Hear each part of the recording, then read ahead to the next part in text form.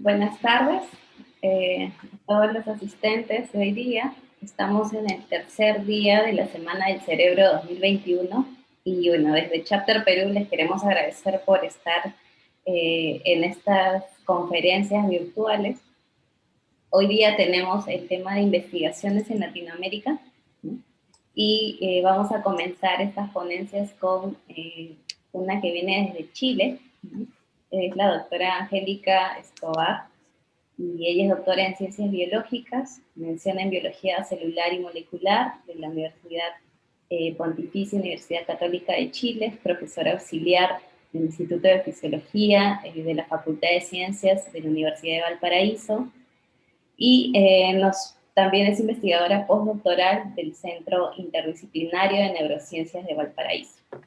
Entonces, ella nos va a hablar acerca de sus investigaciones, del proyecto de investigación que está llevando a cabo ahora, y le damos una gran bienvenida.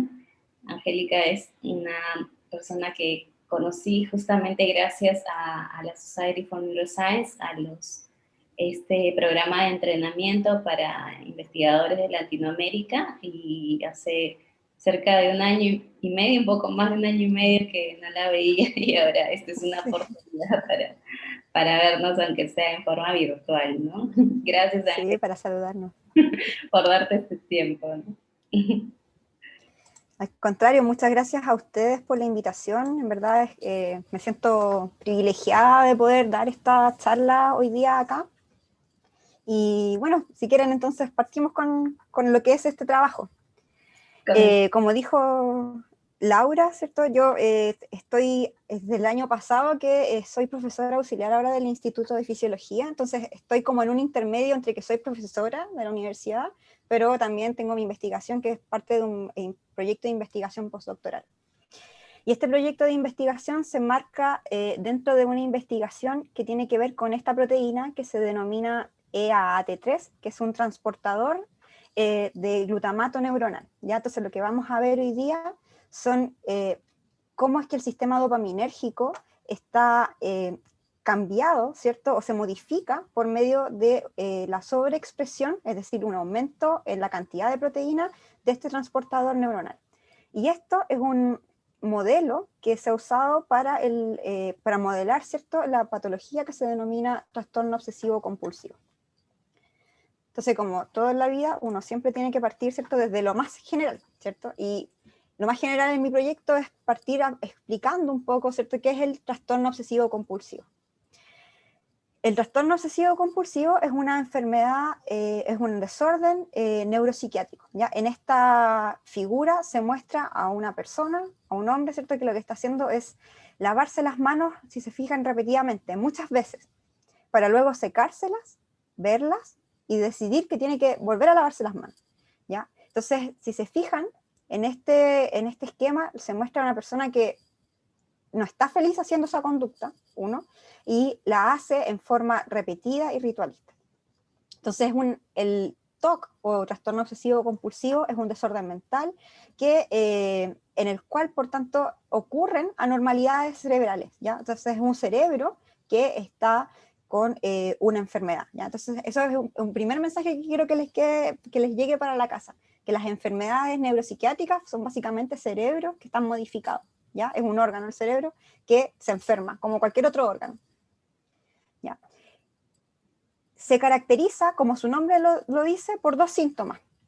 El primero de ellos son las obsesiones, ¿ya? Las obsesiones, ¿qué son? Son pensamientos, son imágenes, son como impulsos, ¿cierto?, que son de naturaleza intrusiva, es decir, aparecen de un momento a otro, de una forma no deseada. Las personas que sufren de trastorno obsesivo compulsivo no quieren tener ese pensamiento, pero sin embargo lo tienen, ¿ya? Y en general son pensamientos o impulsos que se asocian a la generación de ansiedad, ¿ya? Esto hace que la persona como que tenga una sensación interna de ansioso.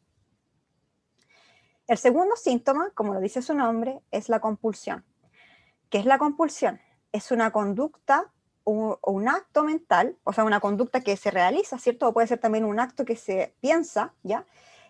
Pero la característica de ambas es que se realiza en forma repetida. Entonces hay una incapacidad para frenar esta conducta, ¿ya? Se realiza varias veces. ¿ya? Y no es solo que se realice varias veces, sino que además esta realización de la conducta ocurre de una forma altamente estructurada. Es decir, es un ritual. Por ejemplo, en este caso, ¿cierto? La persona que se está lavando las manos, seguramente para lavarse las manos no fue que solamente abrió la llave y se puso las manos debajo, sino que seguramente echó jabón, tocó la llave de una forma, luego la tocó de otra, se lavó aquí, se lavó acá, hay un ritual de por medio, ¿ya? No es una conducta que sea simplemente como un tic, sino que existe como una estructura detrás. Y algo importante es que se realiza a pesar de que hayan consecuencias adversas, o sea, la persona sabe que realizar esa conducta tantas veces es irracional, pero aún así no puede dejar de realizarlo, ¿ya? En ese sentido se habla de un ciclo obsesivo-compulsivo, es decir, la compulsión y la obsesión están ligadas en un ciclo, ¿ya? Y existen diferentes dimensiones de obsesiones y de compulsiones asociadas a estas obsesiones. Entonces, por ejemplo, hay una dimensión de contaminación, ciertos síntomas de contaminación. ¿Cuál es la obsesión? Hay una preocupación, disculpen que este esquema está en inglés, pero lo saqué de una revisión. Hay una preocupación acerca de, por ejemplo, que algo esté sucio o que esté con gérmenes. Entonces, ¿cuál es la compulsión asociada? Lavarse las manos, ducharse, limpiar la superficie, ¿ya? Algo también muy común es el chequeo. Una compulsión es el chequeo compulsivo, ¿ya? Y se da en una dimensión en la cual existe como un miedo, ¿cierto?, asociado al riesgo, ¿ya? Entonces la obsesión es la preocupación porque algo malo ocurra. Por ejemplo, no sé, chequear que la llave del gas esté cerrada, ¿ya? Porque si no puede ocurrir, no sé, un incendio, por ejemplo. O chequear que llevo las llaves puestas. Obviamente esto si ocurre en forma patológica, si me toma mucho tiempo en el día, ya se puede hablar de algo que es compulsivo, ¿ya? En ese sentido, el ciclo el ciclo obsesivo-compulsivo se plantea de que existe una obsesión, ¿cierto? Un pensamiento intrusivo, que este pensamiento intrusivo, por tanto, genera ansiedad, ¿cierto?, en la persona, y para poder calmar esa ansiedad es que se realiza la compulsión, ¿ya? Entonces esa compulsión se realiza mucho tiempo y luego, de alguna forma, llega como un cierto como alivio, ¿cierto?, de esta ansiedad. Y por tanto, se frena la conducta y hasta que luego vuelva a aparecer la obsesión, ¿ya? El trastorno obsesivo compulsivo se trata, sí, hay tratamientos para esta patología, ¿ya? Pero principalmente la principal forma es por medio de tratamiento psicológico, pero también hay tratamientos farmacoterapéuticos, ¿ya? Como por ejemplo, que el más característico es la utilización de unos fármacos que se llaman inhibidores de la recaptura de serotonina, que también se les conocen como antidepresivos, ¿cierto? El clásico antidepresivo, la fluoxetina, es un ejemplo de ellos. ¿Cuál es el problema de estos fármacos? Es que se requieren altas dosis y se utilizan de forma crónica, ¿ya? Y lo otro es que existe alrededor de un 40% de los pacientes que no responden a este tratamiento. ¿Qué quiere decir esto? Que existen diferentes formas o mecanismos que están detrás de la generación de esta patología, ¿ya? No solamente el problema a nivel del sistema serotoninérgico, sino que esto indica que hay otros neurotransmisores que podrían estar involucrados en la fisiopatología del TOC. Como buena enfermedad cerebral, entonces hay áreas cerebrales que están involucradas en el desarrollo de esta patología. Dentro de las áreas cerebrales que más se han descrito cambios para el TOC está el circuito córtico estriado tálamo cortical, ¿ya? Esta, ¿cierto?, es una imagen, un esquema sacado de esta revisión del año 2011, en el que se muestra, este es un hemisferio del cerebro, este es un corte transversal, ¿cierto?, se ha visto como desde arriba, y se muestran, ¿cierto?, las distintas áreas que componen este circuito, ¿ya? ¿Qué es lo que hace este circuito? Este circuito es el encargado de la realización de las conductas, ¿ya? De conductas dirigidas a metas o de conductas de tipo habitual, ya dependiendo de las áreas del estriado que nosotros tengamos. Entonces, en nuestro cerebro tenemos áreas distintas que más o menos sabemos lo que hacen, ¿cierto?, que están encargadas de cierta forma y que señalizan las neuronas que están ahí a través de distintos neurotransmisores, ¿ya? Entonces, este circuito está formado por las cortezas, ¿ya? Estas cortezas que están marcadas en verde, lo que hacen es modular la actividad, o básicamente activar, ¿es cierto?, de las neuronas que están a nivel del estriado, ¿ya? Que está puesto aquí en azul, en este esquema, ¿ya? El estriado que está acá. Esto es un esquema muy simplificado. El estriado proyecta a través de dos vías hacia el tálamo, ¿ya? o sea, no directamente hacia el tálamo, pero hacia núcleos que van a modular la actividad del tálamo, ¿ya? Una de ellas es la vía directa. Estas vías son GABAérgicas, o sea, señalizan a través del neurotransmisor GABA, y una vía indirecta, ¿ya?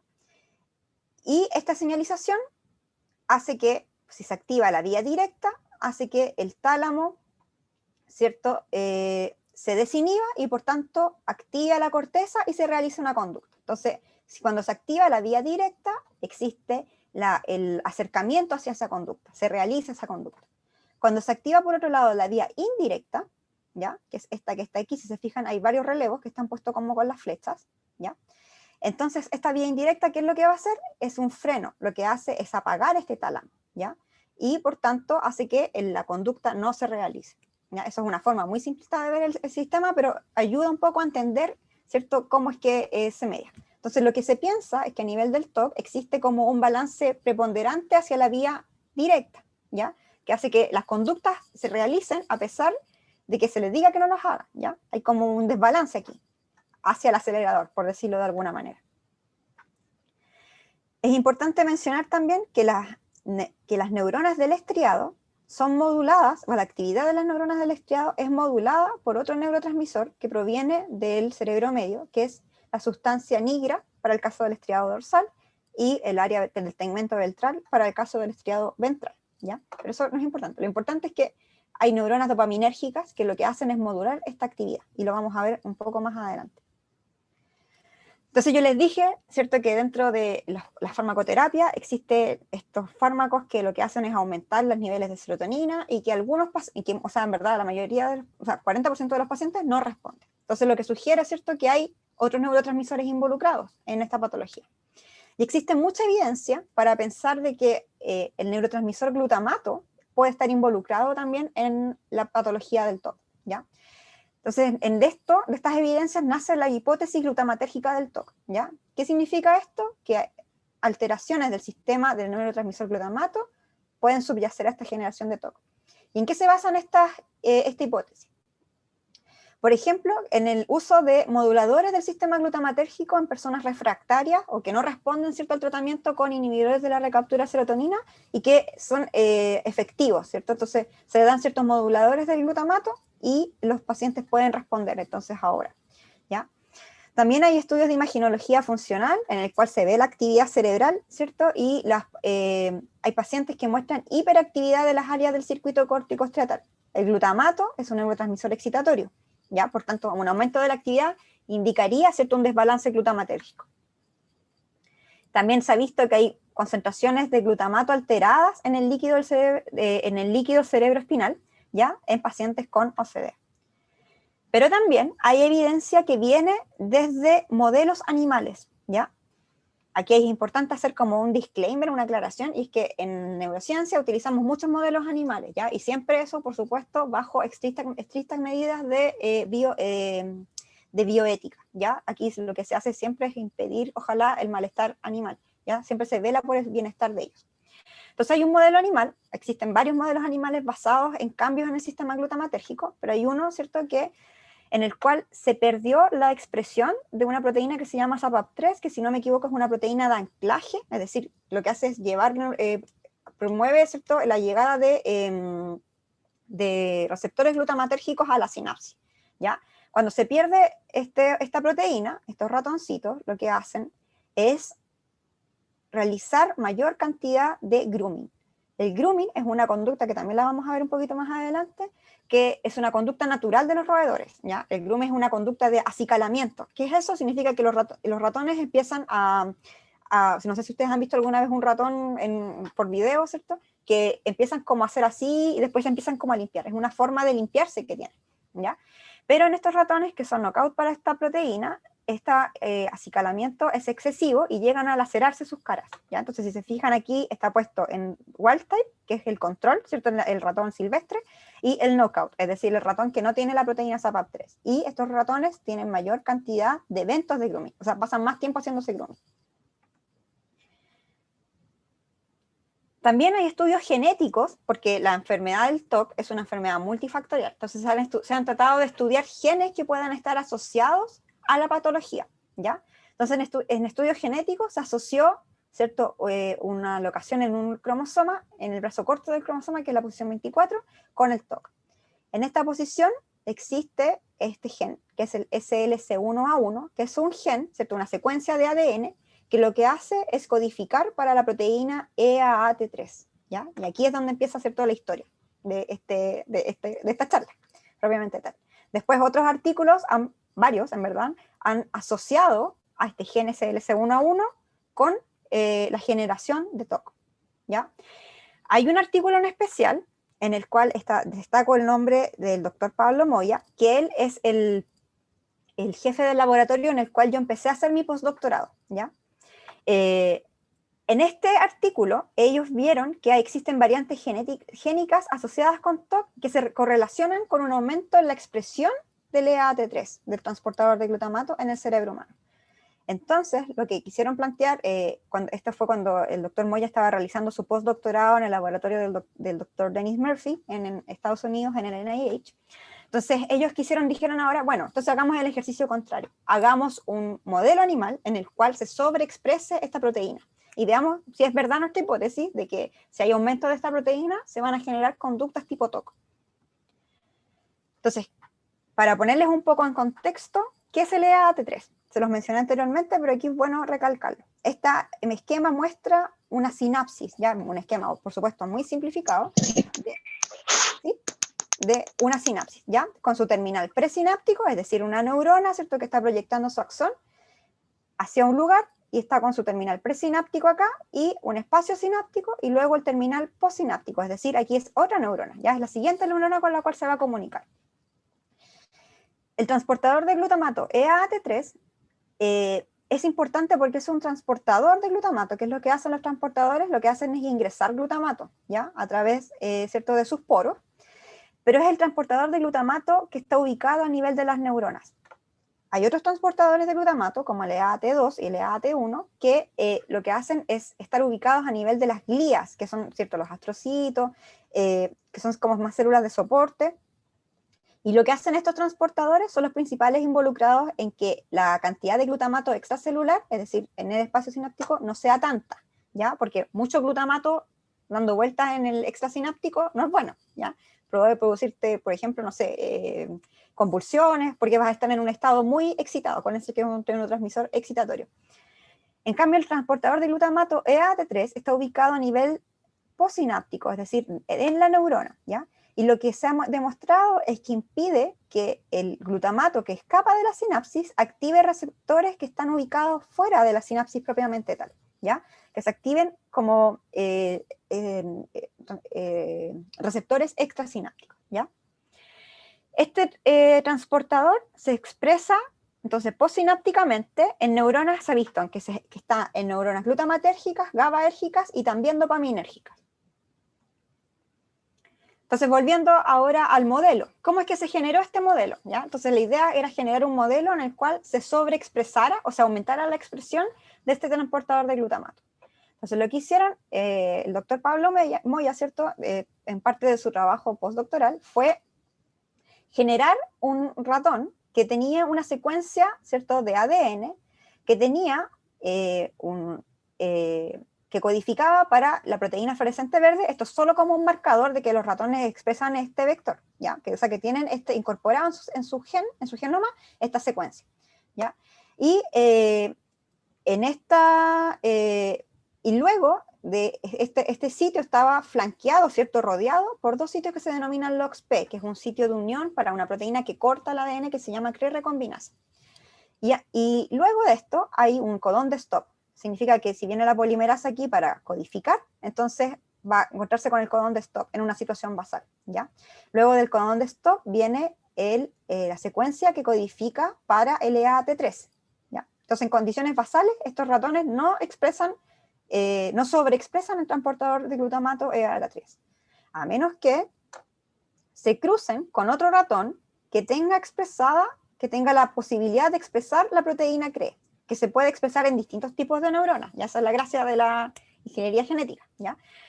En este caso, para este modelo, se utilizó un promotor de CAM quinasa 2, ¿ya? Y esto es un promotor que se utiliza como para neuronas principales, ¿ya? Como neuronas de proyección. Entonces, cuando se cruzan estos dos ratones, en la siguiente generación, ¿qué va a ocurrir? La CRE-recombinasa va a cortar estos sitios, ¿cierto?, de recombinación, y se va a generar esta edición del genoma, ¿ya? Y esto va a producir que ahora, ¿cierto?, cuando se produzca la transcripción, la proteína EAT3, o el RNA mensajero y luego la proteína, se exprese, ¿ya? Entonces, de esta forma, se aumenta la expresión del EAT3. Entonces, lo primero que hicieron fue ver in vitro, ¿cierto?, en un cultivo celular, si es que esto era verdad o no, y lo que hicieron acá es poner el vector, ¿cierto?, solo que tiene los sitios LOXP, sin la CRE recombinasa, y no hay expresión de EAT3. Pero cuando se combina con un vector que tiene la expresión de CRE, entonces se expresa el EAT3. Entonces, la expresión de EAT3 es dependiente de CRE. Y eso es súper bueno porque permite, ahora tenemos una herramienta, ¿cierto?, que nos va a permitir expresar o sobreexpresar EAT3 en distintos tipos de neuronales, dependiendo de en qué sitio expresemos la CRE recombinasa. Luego vieron si es que era funcional. Entonces, para ello, ¿qué es lo que hicieron? Vieron la recaptura de glutamato. Y se dieron cuenta que cuando tenía los dos vectores, ¿cierto?, entonces, o cuando se sobreexpresaba EAT3, entonces había mayor recaptura. Por tanto, la expresión de EAT3 además es funcional. Desde aquí en adelante, esto de que está acá va a ser todo experimentos hechos en Chile, ¿ya? Entonces esto es ya como, ya cuando el doctor Moya se devolvió, ¿cierto?, a Chile, porque él es chileno, se devolvió a Chile y se estableció en la Universidad de Valparaíso, empezó a formar su laboratorio y ahí surgieron todos estos experimentos. Entonces, lo primero que se hizo, ¿cierto?, ya tenemos este ratón transgénico, se lo trajo por supuesto, y se han hecho las caracterizaciones, ¿ya? Esto es un paper que se publicó el año 2019 en Neuropsychopharmacology. Entonces, lo primero que se ha hecho es medir, ¿cierto?, que la expresión del EAT3 está aumentada, ¿cierto?, en sitios del circuito córtico estriado tálamo cortical, ¿ya? Y esto fue trabajo realizado por Francisca Enríquez y Marisol Cisterna, a nivel de RNA y a nivel también de proteína a través de inmunofluorescencia, ¿ya? Entonces tenemos aumento de la expresión del ARN mensajero y de la proteína. Entonces sí, efectivamente el ratón tiene mayor expresión del EAT3. Entonces ahora ya, hay que ver qué es lo que pasa con las conductas. ¿Es verdad o no que la sobreexpresión produce conductas tipo OCD? ¿Ya? Entonces, para que un modelo animal sea válido para una patología, tiene que cumplir con ciertas cosas. Primero, lo que se denomina face validity, que es decir, que tenga que el fenotipo de las conductas que ocurren en el ratón sean parecidas a lo que ocurre en el humano. Que tenga predictive validity, que significa eso, que tenga una validez predictiva, es decir, que los tratamientos farmacológicos que en general se utilizan también sean efectivos en este modelo, y que tenga también una validez de constructo, es decir, que las áreas cerebrales involucradas sean parecidas o que las condiciones en las cuales se genera sean parecidas. En este caso, por ejemplo, la sobreexpresión de AT3. ¿Ya? Entonces, ¿qué se vio acá? ¿Qué conducta se midieron? Las pacientes con TOC presentan un comportamiento tipo ansioso, ¿ya? Entonces, se midió ansiedad. Y voy a mostrar solo este test de ansiedad. Existen otros que se hicieron en el laboratorio, pero voy a mostrar este, ¿ya? Que es como el más simple. En este test, lo que se hace es se llama test de campo abierto. Ya es básicamente una caja en el cual, una caja que en este caso es blanca, es un ambiente aversivo para el ratón, propiamente tal. Ya los ratones siempre pretenden estar en lugares como son una presa fácil, ¿cierto? Evolutivamente. Entonces, siempre tienden a estar en lugares protegidos, ¿ya? Entonces, lo que se hace acá es como dividir dividir virtualmente, no poner una barrera de verdad, sino que como dimensionar virtualmente un área que se va a denominar el centro y la periferia, ¿ya? Entonces, el área más expuesta de esta caja es el centro y el área más protegida es la periferia, porque va a estar cerca de las paredes, ¿ya? Mientras más ansioso es el animal, entonces más tiempo en las paredes va a estar, más tiempo en el lugar protegido, y va a entrar menos veces al centro, ¿ya? Entonces aquí lo que se muestra es el tiempo que está el ratón, ¿cierto?, en el centro de este open field, ¿cierto?, este campo abierto. En las barras achuradas son los controles, los ratones como EAT3, GLO, que no sobreexpresan el EAT3, el transportador, y estos que tienen esta sigla un poco larga son los que sobreexpresan, ¿ya? Son nuestro ratón experimental. Lo que se muestra acá es que el ratón de sobreexpresión está menos tiempo en el centro, tiene menos entradas al centro, ¿ya? Y eso no se debe a que tiene problemas motores, no es que se mueva menos, sino porque la distancia recorrida es la misma, ¿ya? Entonces lo que nos indica este gráfico es que existe una mayor ansiedad en los ratones que sobreexpresan EAT3. Y de forma importante, se les dio tratamientos típicos para OCD, ¿ya? Como clomipramina o fluoxetina, que son como estos inhibidores de la recaptura de serotonina. Cuando se les daba en forma una dosis única, es decir, agudamente, no el comportamiento seguía de la misma manera, pero cuando se les daban en forma repetida o crónica, por 21 días para un ratón exacto, en una dosis alta, entonces la conducta se revierte y se empiezan a comportar de la forma similar a los controles, ¿ya? Entonces, ya tenemos un ratón que tiene conductas tipo ansiosa y que se revierten por tratamiento crónico con fluoxetina. Entonces, ahora veamos qué ocurre con conductas tipo compulsivas. Y lo que se hizo fue hacer dos test particulares. Uno es el enterrado de canicas, que consiste en colocar canicas, ¿cierto? Puestas a una distancia determinada en la caja, ¿cierto? En una caja parecida a la que vive el ratón, y luego se pone el ratón acá, se le deja estar un tiempo, y luego se cuentan cuántas canicas enterró, o cuántas permanecieron arriba, ¿ya? Mientras los ratones que tienen conductas compulsivas tienden a enterrar mayor cantidad de canicas, ¿ya? Entonces, en este caso, lo que ocurre, los ratones que sobreexpresan el transportador o que tienen mayor cantidad de este transportador de glutamato entierran más canicas que los controles. Entonces, tienen una conducta tipo compulsiva, la cual nuevamente se revierte con el tratamiento crónico con el inhibidor de la recaptura de serotonina. ¿Qué pasa con el grooming? El grooming, es cierto, yo les dije, es una conducta natural de los roedores y consiste, cierto, en estas fases en las cuales el ratón está acicalándose por todo su cuerpo para poder limpiarse. En este caso, este porcentaje es como el tiempo que estuvo en grooming. También se ve aumentado en los ratones que sobreexpresan este transportador de glutamato. Entonces, hace más grooming, pero hace un grooming que no es al mismo nivel que lo que les mostré del SAPAP3, ¿ya? Es un grooming que no les produce laceración, ¿ya? No es como un grooming así de herirse, ya no llegan a herirse su cuerpo, pero sí están más tiempo en grooming. Lo mismo, si uno los induce el grooming a través de un splash de un rociador con agua, también se puede inducir el grooming, para que ellos se limpien, también van a pasar más tiempo como limpiándose. Y nuevamente esto es revertido, al menos parcialmente, por el tratamiento con el inhibidor de la recaptura de serotonina. Luego, entonces dijeron ya, se parece, ¿cierto?, a la conducta, y ahora se parece a la conducta y el tratamiento convencional para TOC revierte estas conductas. Entonces ahora veamos qué está pasando en este circuito, ¿ya? Entonces, ¿qué área del circuito vamos a evaluar? El estriado. ¿Ya? El estriado, ¿cierto? Es esta área de relevo, la que estaba en medio del esquema, que es la que va a hacer de que la vía directa y la vía indirecta, ¿cierto? El acelerador o el freno. Entonces, ¿qué es lo que hicieron acá? Estudios de electrofisiología, en el cual básicamente una pipeta de registro, es una pipeta, ¿cierto?, de vidrio, se pone cerquita de la célula, o sea, se pone en la célula básicamente, y lo que se hace ahí, este es un tipo de registro whole cell, entonces lo que se hace es como abrir el citoplasma. ¿Ya?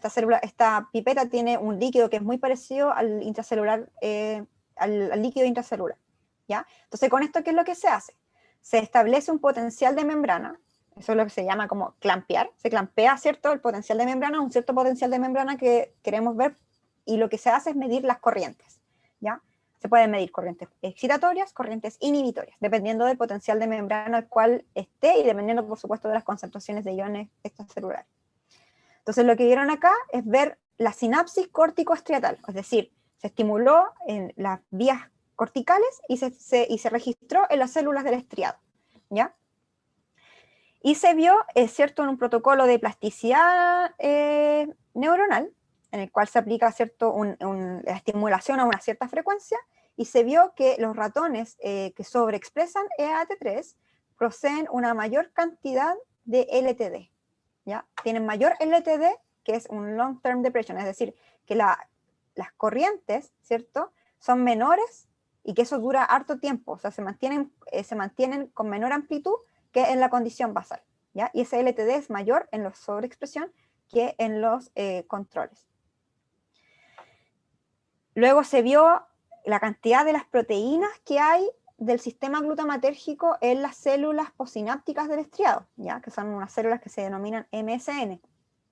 Entonces se vio distintos tipos de marcadores glutamatérgicos, ¿ya? Este es un marcador de sinapsis, o sea, es decir, como cuántas sinapsis hay en forma indirecta, PSD95, este es el control de carga, estas son subunidades de receptores AMPA y estas son subunidades de receptores NMDA. Glutamato tiene distintos tipos de receptores, ya, se miraron estos. Y lo que se vio es que la cantidad de NR2A es menor en el ratón que sobreexpresa EAT3, ¿ya? Por tanto, hay una mayor contribución del NR2B, ¿ya? Eso es como un tipo de sinapsis, como tipo inmadura, por decirlo de alguna forma. Entonces, en resumen, de lo que hay hasta ahora de este modelo, todavía no hemos hablado de dopamina, pero ya vamos para allá, es que la sobreexpresión de AT3 en las neuronas principales induce aumento de las conductas ansiosas y compulsivas, las cuales son revertidas por el tratamiento clónico con fluoxetina, y también existen alteraciones, ¿cierto?, en las vías corticostriatales, ¿ya? Lo que hace que tenga una alteración de la plasticidad sináptica en el estriado. Ya, pero yo les dije que este circuito corticostriado tálamo cortical es modulado, ¿cierto?, principalmente el estriado, por entradas dopaminérgicas. ¿Ya? Aquí, ¿cierto?, está nuevamente nuestro esquema, y aquí está nuevamente, ¿cierto?, la vía que viene de dopamina que va a proyectar hacia el estriado, es decir, axones, ¿cierto?, de neuronas dopaminérgicas que llegan acá al estriado. Y esto es un esquema muy simplificado nuevamente de estas vías dopaminérgicas, ¿ya? En el cual tenemos dos neuronas muy simplificadas, ¿cierto? Una que es una neurona de la vía directa, que está aquí, que además se le denomina D1, ¿ya? ¿Por qué D1? Porque a nivel del estriado existe una segregación de los receptores de dopamina, es decir, los receptores que van a unir dopamina. Las neuronas de la vía directa tienen receptores de dopamina tipo 1.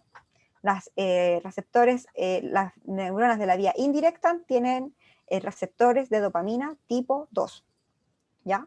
Y eso es importante, ¿por qué? Porque el receptor tipo 1, ¿ya?, D1, lo que hace es estimular la vía directa. Por tanto, cuando se une dopamina, lo que va a hacer es estimular esta vía y por tanto va a hacer que el animal, ¿cierto?, se mueva más, ¿ya?, o se aproxime hacia alguna recompensa. El receptor tipo D2 lo que hace es inhibir, ¿ya? Entonces, cuando se une la dopamina al receptor D2 en la vía indirecta, lo que hace es inhibir al freno, o sea, inhibe a la inhibición, por tanto, estimula también. Entonces, la dopamina lo que hace es estimular el movimiento. Entonces, ahora es como entendible pensar que si existen desregulaciones a nivel dopaminérgico, o al menos en la liberación de dopamina, podríamos esperar un desbalance de la vía directa de 1 o de la vía indirecta de 2, ¿ya? Y eso podría contribuir hacia las conductas compulsivas. Entonces dijimos, bueno, ¿qué estará pasando con la dopamina a nivel de este ratón que tiene sobreexpresión del EAT3? Entonces dijimos, ¿el EAT3 se expresará en las neuronas dopaminérgicas? Fuimos a la literatura y sí, se expresa, ¿ya? De hecho, aquí hay una imagen de neuronas dopaminérgicas. Este es un marcador de dopamina, TH. TH es la tirosina hidroxilasa, que es básicamente una enzima que lo que hace es la enzima limitante de la síntesis de dopamina, ¿ya? Es como la principal enzima que sintetiza dopamina. Y EAC1 es otro nombre que se le da a EAT3, ¿ya? Entonces, si se fijan, las neuronas dopaminérgicas tienen EAT3. Por otro lado, dijimos, bueno, ¿habrá alguna literatura respecto de qué es lo que pasa si no tenemos EAT3 con la dopamina? Entonces, sí hay. Hay ratones que son knockout para EAT3, es decir, ratones en los cuales el EAT3 no se expresa. Ya no hay EAT3. Y estos ratones tienen menor actividad locomotora inducida por ejemplo, anfetamina, ¿ya? La anfetamina, normalmente, ¿qué es lo que hace? La anfetamina es su blanco farmacológico, son las neuronas dopaminérgicas, y lo que hace es inducir un aumento de la liberación de dopamina, ¿ya? Y los ratones knockout, que son los que están aquí en verde, tienen una menor actividad locomotora en respuesta a anfetamina. Y también tienen una menor liberación basal de dopamina y una menor liberación de dopamina estimulada por anfetamina. Y también presentan cambios a nivel de la expresión de receptores de dopamina, ¿ya? los ratones knockout para ET3 en dos ratones distintos han mostrado disminución de la expresión del receptor tipo D1, ¿ya? Entonces sí, el EAT3, ¿cierto?, puede modificar de cierta forma la neurotransmisión dopaminérgica. Entonces dijimos ya, veamos ahora, entonces, ¿qué es lo que está pasando en este ratón? Que tiene aumento de grooming. El grooming es una conducta que depende de dopamina, es decir, por ejemplo, si no hay neurona dopaminérgica no se realiza el grooming, es una conducta tipo movimiento, ¿ya? En este ratón que tiene sobreexpresado el EAT3. Entonces, nuevamente, evaluamos el grooming, que ya se los había mostrado, ¿cierto?, en el paper anterior, y este es el trabajo que he hecho yo, o en verdad parte del trabajo que he hecho yo, ¿cierto?, en el laboratorio, que este es un paper que está en revisión ahora. Y lo que hicimos fue replicar básicamente el experimento anterior y ver el número de eventos, es decir, cuántos eventos de grooming están realizando, y los ratones que sobreexpresan el AT3 tienen mayor eventos de grooming, realizan más veces el grooming. Pero el grooming, ¿cierto? Esta conducta de acicalamiento es una conducta que se puede dividir en fases. Me falta la bibliografía aquí, pero bueno. Es una conducta que se divide en fases, ¿ya? Se divide en 4 fases, ¿ya? Dependiendo de en qué parte del cuerpo el roedor se encuentra acicalándose. Entonces, todo grooming parte en fase 1, que es una parte en la cual se empieza como a hacer una elipse a través de las manos cerca de la boca. Luego sigue hacia la cabeza, sigue por las orejas, ¿ya? Y luego sigue en todo el cuerpo hasta llegar a la cola, ¿ya? Entonces, por simple observación, cuando nosotros estábamos analizando, ¿cierto?, contando el número de eventos, porque esto fue hecho en forma manual, existe como un software que lo hace en forma automática, pero la verdad no lo hemos probado. Lo hicimos en forma manual este conteo. Nos dimos cuenta de que había muchos ratones que hacían como así, esperaban un tiempo y hacían así, y como que nunca seguían hacia las fases 4, ¿ya? Entonces dijimos, bueno, veamos de estos ratones cómo es la distribución de los eventos de grooming, ¿ya? Entonces eso es lo que graficamos acá, y aquí está el porcentaje total de eventos, y respecto de las fases, es decir, si está en la fase 1, la fase 2, la fase 3 y la fase 4, o sea, ¿dónde terminó ese grooming, ese evento de grooming, ¿ya? Y lo que nos dimos cuenta es que el ratón de sobreexpresión de AT3, además de presentar más eventos de grooming, la mayoría de sus eventos de grooming solo quedan en fase 1, ¿ya? En cambio, los del AT3, los del control, pasan a fase 2 y algunos llegan a fase 4, ¿ya? Pero en el ratón de sobreexpresión solo quedan en fase 1. Entonces, eso nos indica que estos ratones que sobreexpresan AT3 tienen una alteración de la cadena sintáctica de realización del grooming. Hay como una alteración de la conducta propiamente tal. Esa es una condición basal, ¿ya? Es decir, el ratón puesto ahí y haga su grooming y nosotros lo grabamos, ¿ya? Entonces dijimos, bueno, si el grooming depende de dopamina, veamos qué es lo que pasa cuando le damos anfetamina, ¿ya? O sea, si aumentamos la liberación de dopamina, ¿qué es lo que está pasando con este grooming? Y aquí lo que se muestra, ¿cierto? Esto, lo que está acá puesto en B, es el grooming basal de los ratones controles, y luego de la inyección con anfetamina, el grooming basal de los ratones con sobreexpresión, ahí, y luego de la inyección con anfetamina. Los controles, ¿cierto?, con anfetamina aumentan su número de grooming, pero los sobreexpresión, si se fijan, no aumentan. Es como que no pueden aumentar más, ¿ya? Y dijimos, bueno, hagamos lo mismo entonces con la distribución de los eventos según las fases. Y nos dimos cuenta que cuando se les da anfetamina a los ratones controles, entonces la cantidad de grooming en fase 1 es casi completa, ¿ya? Y los ratones con sobreexpresión, que son las barras negras, ellos básicamente se mantienen igual que cuando estaban en la situación basal, ¿ya? Entonces, esto sugiere que los ratones que sobreexpresan el AT3 están como en un estado, como al menos para el grooming, como en un estado tipo anfetamina, ¿ya? Y en verdad todavía no tenemos una explicación mecanística para eso, pero es algo que queremos evaluar, ¿ya? Dijimos, bueno, si eso pasa con el grooming, no responden al grooming, ¿será que nuestra anfetamina estará mala? Veamos entonces otra conducta dopaminérgica que depende de anfetamina, la actividad locomotora, es decir, cuánto anda el ratón, ¿ya? Cuando se les da anfetamina a los ratones, lo que ocurre con el aumento de la liberación de dopamina es que empiezan a andar mayor distancia y más rápido, ¿ya? Por eso se llama un psicoestimulante.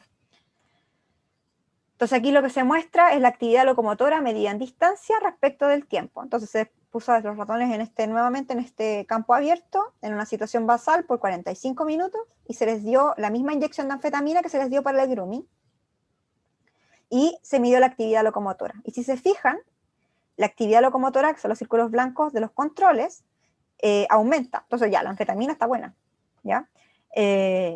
Y los sobreexpresión también aumenta. Aquí no nos dio significativo, pero hay como una leve tendencia que sea un poquito menor. Entonces es como que la anfetamina no es tan efectiva, parece, en producir actividad locomotora, aunque esto no es significativo, ¿ya? Entonces sí, anfetamina está induciendo aumento de actividad locomotora, ¿ya?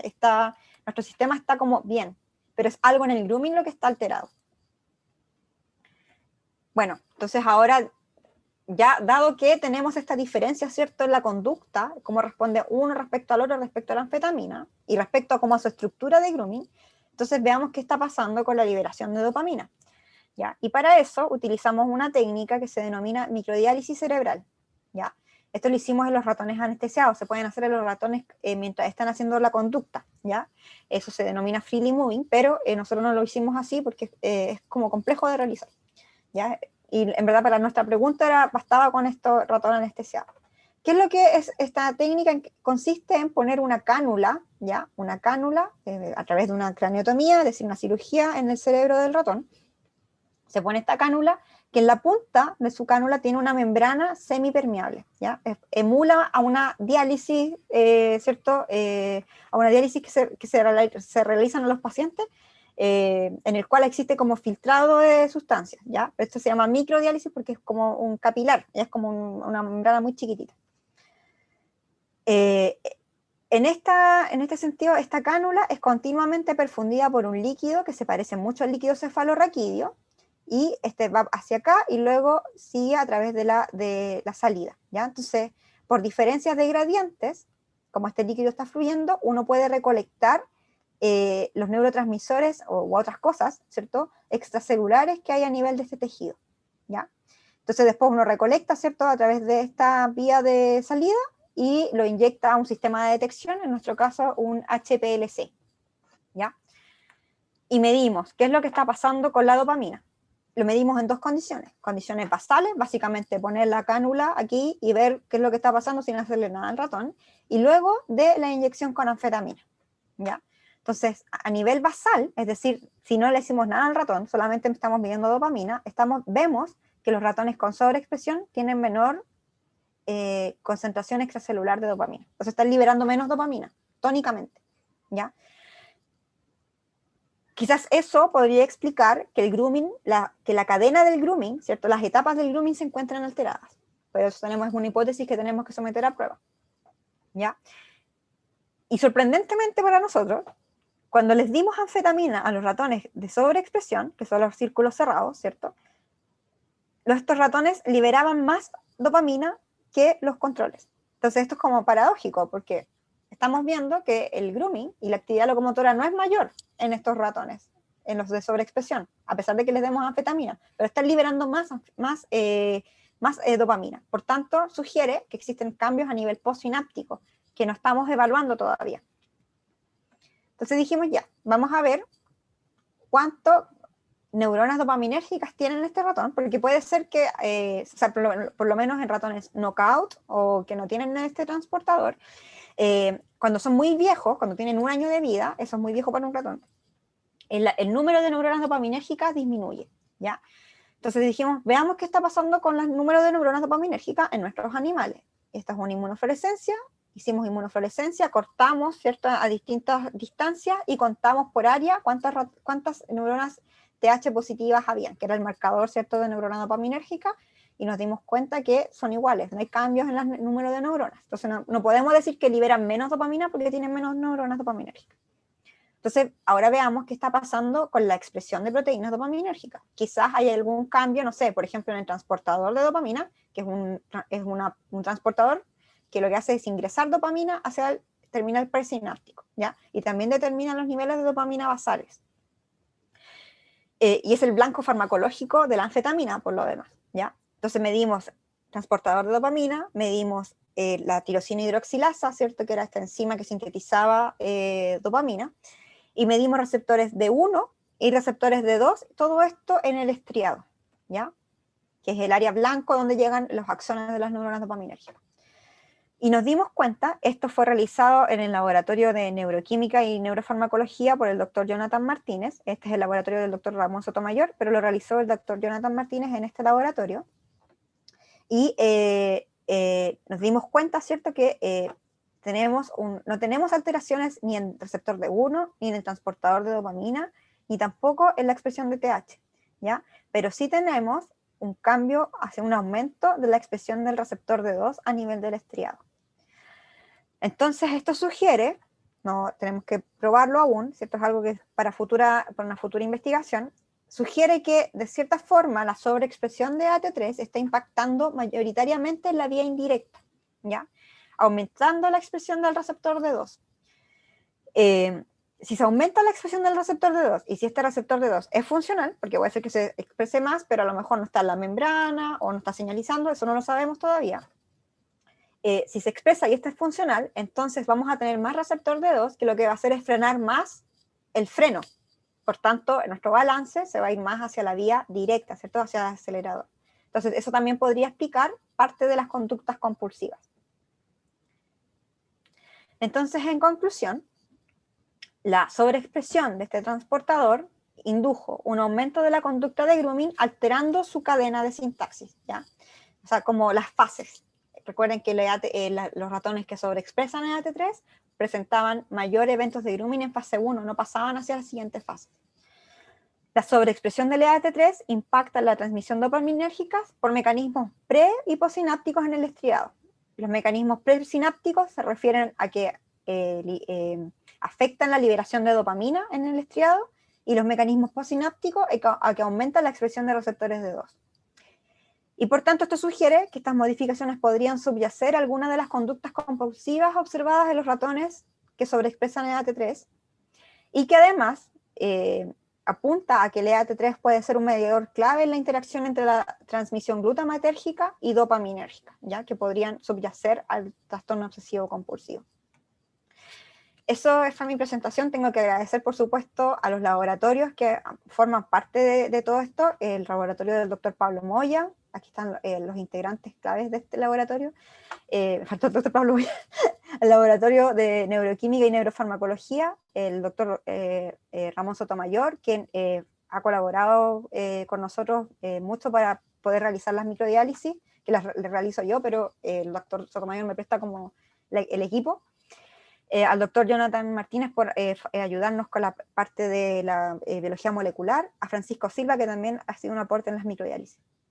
También en el laboratorio de la doctora Chaya Chu, que tenemos que mi proyecto postdoctoral, ella es como la directora de mi proyecto postdoctoral, y es otra historia que tiene que ver más que nada con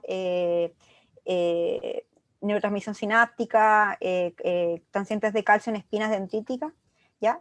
También en este mismo ratón. Es una colaboración que tenemos en conjunto. Y por supuesto al financiamiento, a los proyectos Fondesit, acá en Chile son los proyectos, ANID es la Agencia Nacional de Investigación y Desarrollo, y los proyectos Fondesit son como el principal fuente de financiamiento acá.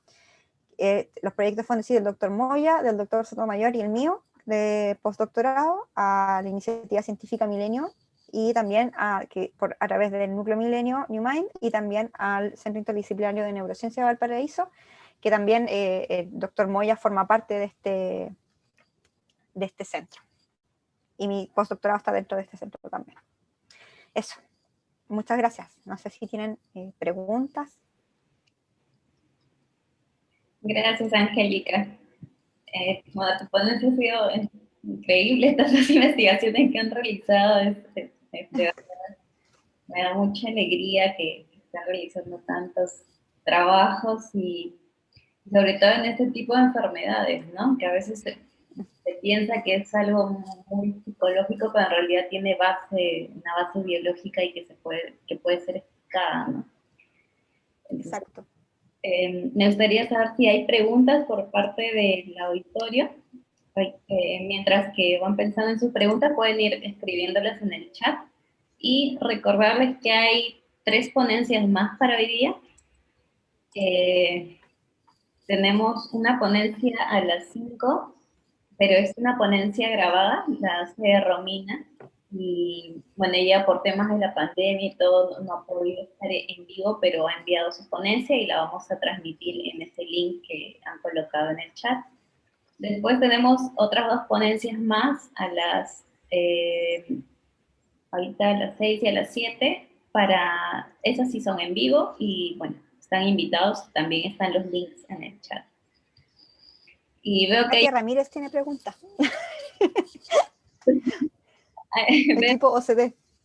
veo que también está en línea. Para los que recién se han conectado, Angélica, Isis, Katia, entonces Julián también está en línea. Pertenecemos a este grupo de entrenamiento latinoamericano, el LATP del 2019, ya. Después de un año y medio que nos vimos y nos pudimos reunir en México y bueno, ahora estamos aprovechando este tiempo. Esta sesión va a terminar dentro de unos 4 minutos, pero yo los invito a que pasemos a la siguiente sesión para poder conversar un poquito más. Entonces, Isis, ¿quieres? Yo tengo una pregunta. Katia, ¿no? ¿Quién me habló? Katia. Katia. ¿Pregunta, Katia? Sí, Katia. Muchas felicidades de verdad por tu trabajo, está muy, muy bonito, muy, muy interesante, la verdad, y pues como tú sabes, coincide mucho con datos que también estamos trabajando en el laboratorio, con un modelo que es distinto, no es diferente y es bastante motivante el hecho de que encontremos cosas similares con modelos tan distintos. Eso pues ayuda mucho a reforzar nuestras hipótesis. Y una duda que me queda así extrayendo de tus datos de manera general, ¿podrías decir entonces que en este modelo, en el modelo que tú utilizas, estaría hipoactiva la vía indirecta? O sea, de manera natural esta vía estaría hipoactiva. Esto Eso porque, y es un poquito, ¿cómo se dice? No esperado en función de que se ha sugerido que los tratamientos como inhibidores de recaptura de serotonina incrementan la disponibilidad de receptores D2 en células estriatal, bueno, en células, en el organismo de manera general, y esto es bueno, en algún momento explican que eso es cómo mejoran o disminuyen las conductas compulsivas en pacientes. En este caso tú lo presentas de la otra manera. El assumption que estoy haciendo sí es correcto. Sí, esa es mi hipótesis, sí, pero o sea, todavía no la hemos sometido a pruebas, o sea, no hemos todavía, bueno, es parte de lo que queremos hacer, de hecho, lo que yo tengo que hacer en mi proyecto, que es básicamente queremos parchar y reconocer de alguna manera la vía directa de la indirecta y ver, ¿cierto?, a nivel de, como, de electrofisiología, si es que la vía indirecta, que es la vía D2, está más hipoactiva, ¿ya? Esa es como nuestra hipótesis. Lo que tú dices es correcto, igual nuestro resultado, ¿cierto?, de que hay aumento del receptor D2, también hay que decir que hay modelos animales, por ejemplo, un modelo farmacológico que induce chequeo compulsivo a través de la activación repetida del receptor D2. Entonces, si es que y de hecho en esos modelos, si es que tú activas nuevamente la vía indirecta a través de agonistas de adenosina, que es otro receptor que está en la misma vía, se revierte la conducta compulsiva. Entonces, eso es lo que yo creo, que esta vía está como hipoactiva, no tenemos tanto el freno, ¿cierto? Y por tanto las conductas se están como dirigiendo. Ahora, ¿por qué aumenta el receptor D2? Esa es como, ¿cuál es la causa? O sea, nosotros hay dos posibles hipótesis. Una es que sea un efecto directo por la sobreexpresión de la EAT3 en las neuronas MCN, pero ahí no tenemos todavía visto un link que haga que el receptor D2 se sobreexprese. No hay como literatura que diga qué proteína puede hacer que el D2 se sobreexprese. La otra opción es que sea un efecto compensatorio, porque lo que vemos es que la liberación de dopamina está disminuida. Entonces, como hay menos liberación de dopamina, el receptor D2 tiene más afinidad que el receptor D1 por la dopamina. Quizás por eso también aumenta. Y lo otro que tenemos todavía pendiente por ver es cuál receptor D2 se está aumentando su expresión. Hay receptor D2 largo y corto. Largo es posináptico, corto es presináptico, y ese presináptico está en las neuronas dopaminérgicas. Entonces puede ser que haya más receptor D2 corto y que por eso tengamos menos dopamina. Y entonces son varias, en verdad, cosas que tenemos que ir como disectando. No sé si te respondí tu pregunta, Karen. Sí, es bastante el trabajo que falta y está muy, muy interesante. Muchas felicidades. Gracias, Kat. Gracias, Kat. Isis, Isis parece que también. Sí, hola, no sé si puedo hablar ahora o si voy a retrasar mucho la próxima ponencia. Es rápida. Dale, yo creo, ¿Está no bien? sé, pa' tu avance. Bueno, y igualmente también les pido perdón porque mi español no está así tan bien, ya que estoy de Brasil. Pero bueno, lo que estaba pensando al principio, en verdad, es más una curiosidad, creo, porque con todo el circuito córtico talámico cortical, ¿no? Me acordó mucho las crisis de ausencia, porque muchos de los fármacos que se utilizan, bueno, las crisis de ausencia también tienen ese mismo tipo de conexión, ¿no? Por eso que se tiene la ausencia con un feedback positivo, ¿no? Entre el tálamo y el córtex, y la corteza, perdón.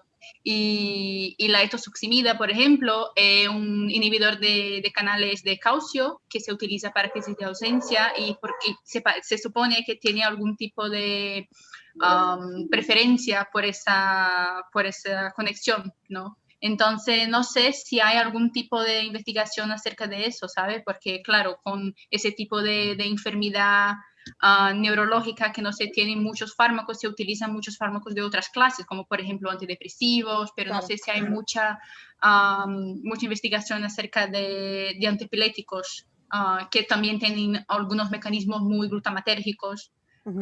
Y eso, entonces eso es realmente una curiosidad que no sé. La verdad, para ser honesta, la verdad yo tampoco manejo como la bibliografía de las crisis de ausencia, entonces no te podría dar una respuesta, pero sí, pero no, en verdad no tengo como una respuesta para eso. Bueno, Lo no, siento, no hay pero problema. puedo buscar y te la puedo mandar. Pero sí que está muy, muy bonito el trabajo, Angélica, muy, muy feliz de escucharte otra vez después de tantos años y participar de la Semana del Cerebro de Perú, que está muy bien hecha. Sí, felicitaciones a Laura y al grupo organizador. Excelente. Sí. Gracias, chicos. Bien, entonces ya terminamos esta sesión y vamos a la siguiente, la de la ponencia grabada de Romina. Angélica, yo te voy a pedir si por favor dejamos Sí, y si desean pueden prender sus cámaras para tomar una foto antes de culminar. Si desean pueden prender sus camaritas. Y danos tus palabras finales, Angélica. Bueno, antes que todo, muchas gracias nuevamente por esta oportunidad y en verdad la Semana del Cerebro es una iniciativa súper linda para acercar a la comunidad a los estudios que hacemos del cerebro y yo creo que también es una súper buena oportunidad para como bajar el estigma que tienen las enfermedades neuropsiquiátricas, que se entienda que no son como cosas meramente de voluntad, sino que hay cosas que hay cambios realmente en el cerebro y que son importantes de estudiar. Entonces, creo firmemente que en verdad, si nosotros entendemos y difundimos lo que conocemos de las enfermedades cerebrales, entonces el estigma que tienen estas enfermedades va a bajar infinitamente. Así que muchas gracias a ustedes. Gracias, Angélica. Bueno, pasamos al siguiente entonces link. Nos vemos y gracias hasta más. Muchas gracias. Hasta 2 minutos.